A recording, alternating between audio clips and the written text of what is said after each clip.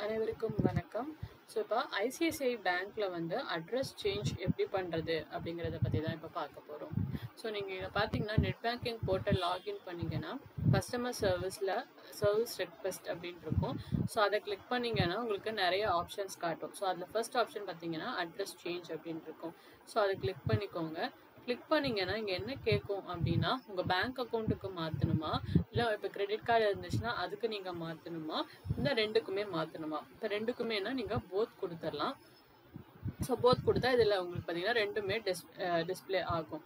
So இங்கே வந்து select address proof, அதாவது அட்ரஸ் ப்ரூஃப் வந்து என்னென்ன உங்ககிட்ட இருக்கோ, அதாவது ஆதாரோ இல்லை ஓட்டர் ஐடியோ அந்த மாதிரி எது இருக்கோ நீங்கள் அதை வந்து இங்கே செலக்ட் பண்ணிவிட்டு நீங்கள் பார்த்தீங்கன்னா சூஸ் ஃபைலில் ஃப்ரண்ட் அண்ட் பேக் சில இதுக்கு இப்போ ஆதார்லாம் பார்த்தீங்கன்னா ஃப்ரண்ட்டில் நம்ம இது இருக்கும், பேர் இருக்கும் இல்லைங்களா. ஸோ ஃப்ரண்ட்டு சில சமயம் வந்துட்டு இப்போ டிரைவிங் லைசன்ஸ்லாம் பின்னாடி முன்னாடி அந்த மாதிரி இருக்கும் இல்லைங்களா. ஸோ அது வந்து எது தேவையோ அதை வந்து, அதாவது அட்ரஸ் ப்ரூஃப் வந்து உங்களுக்கு ஃப்ரண்ட்டில் இருந்தால் ஃப்ரண்ட்டு, பேக்கில் இருந்ததுன்னா நீங்கள் வந்து ஃப்ரண்ட் அண்ட் பேக் ரெண்டுமே நீங்கள் வந்துட்டு அப்லோட் பண்ணிடலாம். ஸோ இங்கே பார்த்தீங்கன்னா நான் பேங்க் அக்கௌண்ட்டுக்கு மட்டும் சேஞ்ச் பண்ணணும் அப்படின்னா அதை நான் வந்து செலக்ட் பண்ணிக்கலாம். ஸோ இப்போ இங்கே பார்த்தீங்கன்னா ஆதார் கார்டோ டிரைவிங் லைசன்ஸோ பாஸ்போர்ட் ஓட்டர் ஐடி இதில் எதுனாலும் நீங்கள் கொடுத்துடலாம். கொடுத்துட்டு உங்கள் ஃப்ளாட் நம்பர், அதேமாதிரி உங்கள் ஸ்ட்ரீட்டு, இந்த டீட்டெயில்ஸ் எல்லாமே நம்மளுக்கு தெரியலைங்களா, சிட்டி ஸ்டேட்டு மொபைல் நம்பர் இது எல்லாமே கொடுத்துட்டு நீங்கள் வந்து டேர்ம்ஸ் அண்ட் கண்டிஷன்ஸ் அக்செப்ட் பண்ணிவிட்டு நீங்கள் வந்துட்டு இந்த அட்ரஸ் சேஞ்ச் ஆப்ஷன் வந்து நீங்கள் கொடுத்துடலாம். ஸோ இது பார்த்தீங்கன்னா ப்ரிவ்யூ ஃபைனல் அட்ரஸ் அப்படின்னு இருக்கும்.